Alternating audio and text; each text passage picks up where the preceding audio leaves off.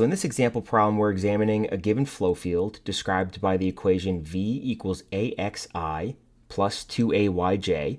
And the objectives here are to 1, find the streamlines that pass through the points 1, 1, 2, 2, and 3, 3. And 2, find the path line of the particle that passes through the point 3, 3 at t equals 0. So let's begin by quickly reviewing the definition of a streamline.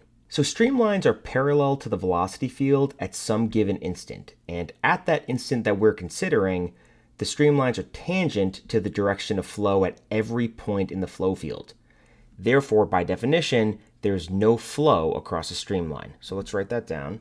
So if we look at a flow field, right, and we just draw a box around some location in our flow, and we see that our flow is kind of doing something like this inside this control volume. So it's kind of doing something like that. And we're looking at a bunch of particles here. So for example, this may be a particle, this is another particle, this is yet a third particle, etc.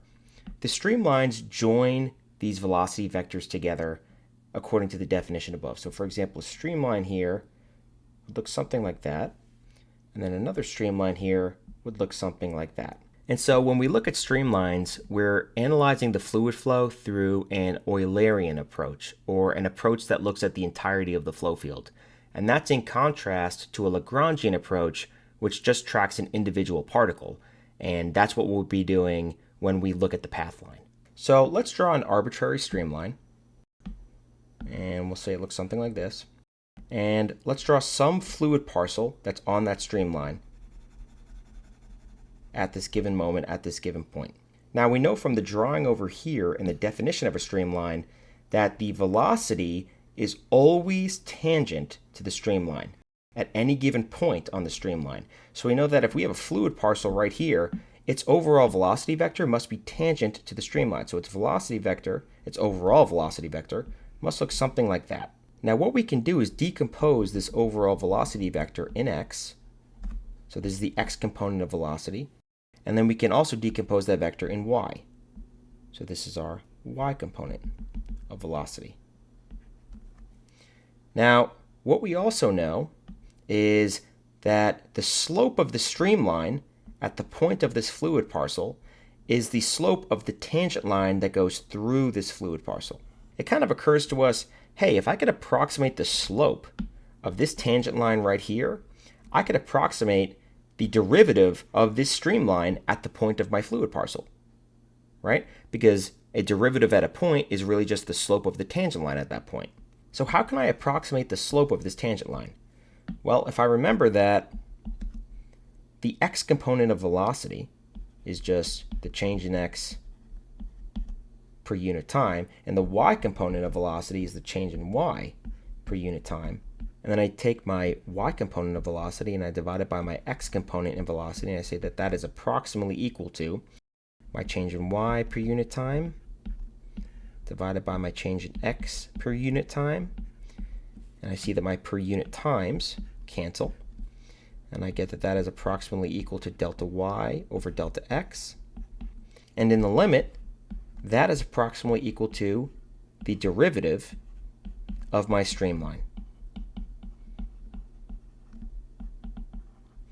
So it's worth noting that this analysis is completely generalizable, meaning that I can pick any point on any streamline at any given instant and then divide the y component of my velocity at that point on that streamline at that instant by the x component of velocity at that point on that streamline at that instant, and that will give me the derivative of my streamline at that point at that instant, right? So let's write that out a little bit more formally and then we'll continue. So here's the formalism. It's a little bit more intimidating looking than it really is, and we'll see in application that it's not terribly hard to use. But what it's really just saying is the derivative of the streamline at some x, y, and t, or the slope of the streamline at some x, y, and t, is really just equal to the y component of velocity at that x, y, and t divided by the x component of velocity at that x, y, and t. So with this, we'll move on to the application portion of the problem. Let's drop the streamline notation and drop the function notation. So we'll just say that the derivative of our streamline is equal to the y component of velocity divided by the x component of velocity, which is equal to what? which is equal to, in this case, the y component of velocity is given by the j hat component. So we'll say that that's equal to 2ay. And the x component of velocity is given by the I hat component. We'll say that that is equal to ax. Our a's cancel. Get that that is equal to 2y.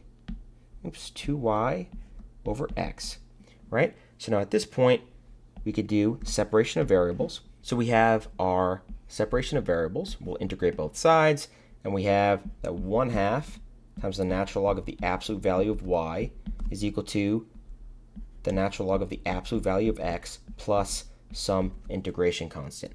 Now at this point, we'll limit our analysis to x is greater than 0, y is greater than 0.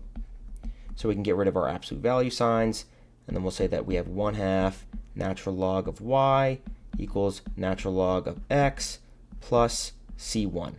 Now we're going to do some algebra to get this in terms of y equals a function of x. So we're going to multiply both sides by 2 here. So we'll have the natural log of y is equal to 2 natural log of x plus just some new integration constant. And we will exponentiate both sides. So we have y is equal to e to the 2 natural log of x plus c2. And that's just going to be equal to e to natural log of x, e to the c2.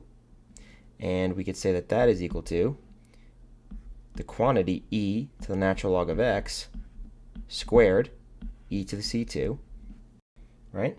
X squared. And we'll say e to the c2 is just some new constant, c3.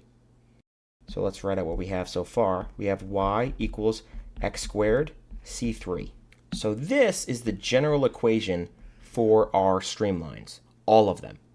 So every streamline that stems from the flow field v equals ax I hat plus 2ay j hat has the form y equals x squared times some constant. And the specific constant that we use, the specific constant that we find, determines the specific streamline that we're looking at. And we determine that specific constant through a boundary condition. And we're going to do that right now. So if we look at the point 2,2, so let's look at a point 2,2. What we'll have is, when y is 2, we have 2 squared c3. c3 is equal to 1/2. So this boundary condition gives us the streamline that passes through 2,2. So the streamline that passes through the point 2,2 is y equals 1/2 x squared. That is the equation for the streamline that passes through the point 2,2 for the flow field that stems from the equation v equals ax I hat plus 2ay j hat. Now, if we look at the other points that we were given, 3,3 and 1,1, the analysis is exactly the same. So I'm just going to skip ahead to those results, and then we'll examine them in aggregate. Okay, so here we are with our 3 points finished, and we could see that we used the same general equation for all 3 points, and that general equation is just y equals x squared times some constant. And that constant, that integration constant, c3 as we call it here, defines the particular streamline that we're looking at. So in each case, at point 2,2, we plug in 2 and 2. At point 3,3, plug in 3 and 3. At point 1,1, we plug in 1 and 1. And it's the same integration constant each time, but each time it has a separate, different, unique value. So for the streamline that passes through 2,2, c3 is equal to 1/2. For the streamline that passes through 3,3, c3 is equal to 1/3. For the streamline that passes through 1,1, c3 is equal to 1. So the streamlines for our various equations are shown on the right here. So we're going to plot these streamlines, not to scale. And we'll remember that we limited our analysis to x is greater than 0, y is greater than 0. And let's plot the first streamline. So y equals x squared, which is the streamline that passes through 1,1. It looks something like this. Say that is y equal to x squared. And then we'll look at y equals 1/2 x squared. And that will be a little bit flatter, like this. I'll say that that's y equals 1/2 x squared. And then for our final streamline, flatter yet, y equals 1/3 x squared. So we can kind of imagine that, maybe we have 1, 1 right here. Maybe we have 2, 2 right here.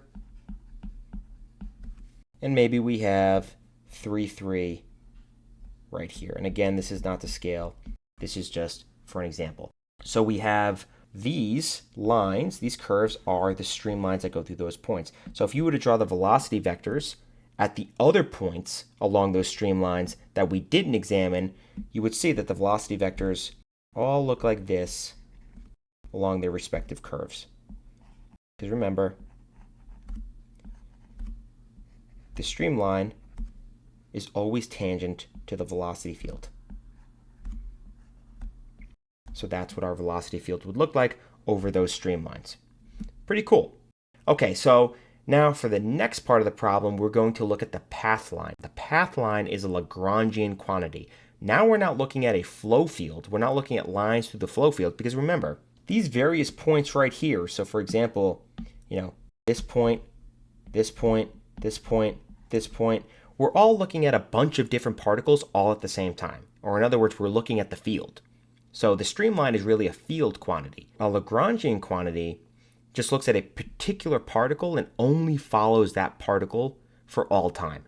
So instead of looking at a bunch of different particles at the same time, we're looking at a single individual particle and just tracking that particle over time. So we'll see how that is a slightly different analysis right now. So let's look at another arbitrary fluid parcel. Let's color that in orange. And we'll say that it has a position of x sub p and y sub p, and we're looking at that fluid parcel at some given time t star. So this is just some arbitrary fluid parcel located at xp, yp at t star. And we're just going to track this fluid parcel over time now. What is the x component of velocity of this fluid parcel? In other words, what is this u right here? Well, it's located at some xp, yp, and we know what the equation for our velocity field is. It's right here. So the x component of velocity of our fluid parcel at xp, yp is simply axp as given by the flow field. Now similarly, what is our y component of velocity for our particle? V sub p. Well, again, we have that equation through the flow field, 2ay. So that'll be equal to 2a y sub p. So now we can say, what else is up equal to? Well, up is just the x component of velocity of the fluid parcel. So that would be equal to dxp dt. In the same vein, what is vp equal to? Well, that's just the y component of velocity of our fluid parcel. That's just equal to dyp dt. And in case you were wondering, yes, that parcel does have an overall velocity that looks something like that, which you call big UP. So now that we have these equations right here, we have an equation that we can use separation of variables on yet again. So we have, let's draw it down here actually, dxp dt is equal to axp, and dyp dt is equal to 2ayp. So let's do our separation of variables and yield our equations. Okay, and after our separation of variables, we yield these final results. Let's just walk through this very quickly. So we have our equations that we yielded above. dxp dt is equal to axp, dyp dt is equal to 2ayp. We do our separation of variables on both of those equations. We have two integration constants. And then we make the same assumption as we did with the streamlines, where we're only looking at particles in the positive x and y quadrant of our flow field, so we can drop the absolute values. And then we do some algebra, same deal, exponentiating both sides and simplifying. And then we have the final equations for the position of our particle right here.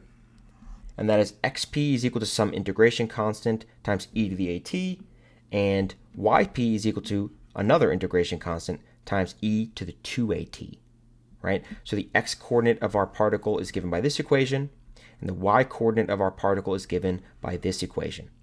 These integration constants specify which particle you're actually tracking. So depending on the particle, these integration constants will change, right? And we're going to show how that works right now. So let's take our final equations and find what those integration constants are for the particle at the position 2, 2 and time equals 0. So let's see our equations again. So the x coordinate of our particle is then xp is equal to c6 e to the at.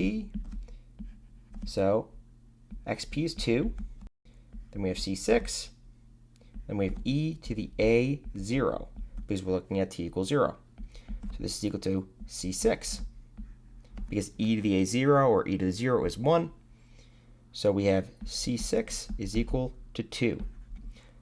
In a similar fashion, we have yp is equal to k3 e to the 2at. And then we'll have that yp, again, y is also 2.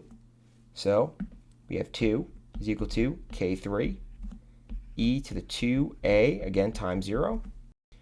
And again, we have that that is equal to k3 because e to the 2a0 or e to the 0 is 1, again. So we have k3 is equal to 2. So the equation for the path line of our particle that we're looking at, which is the particle that exists at the position 2, 2 and time t equals 0, is the x position of that particle over time is 2 times e to the at, and the y position of that particle over time is equal to 2 e to the 2at.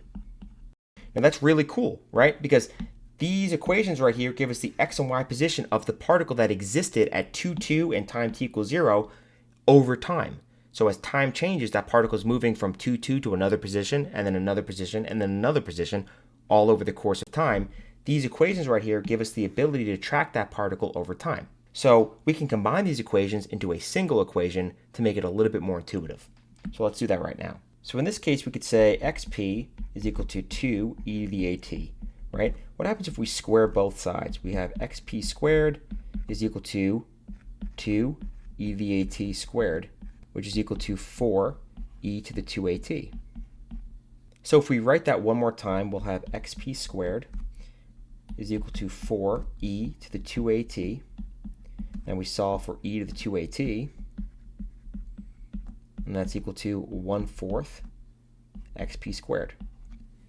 Now you'll notice in the y position equation, we have an e to the 2at, but we've now solved for e to the 2at in the x position equation. So let's just plug that in.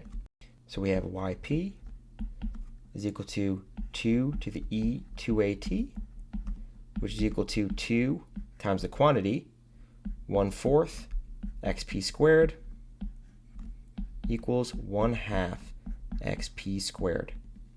So now this is really cool because now we have two ways of tracking our particle.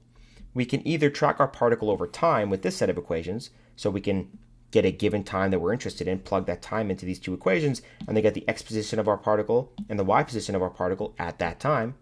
Or if we want to track our particle with our x position, then we can just plug in our x position and get the y position for the particle out using this equation.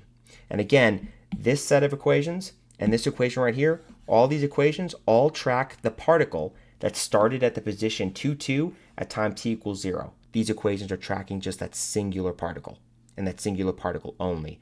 This is the essence of a Lagrangian analysis. Okay, so that should do it for this video. I really appreciate you watching. Thank you very much, and I will see you next time.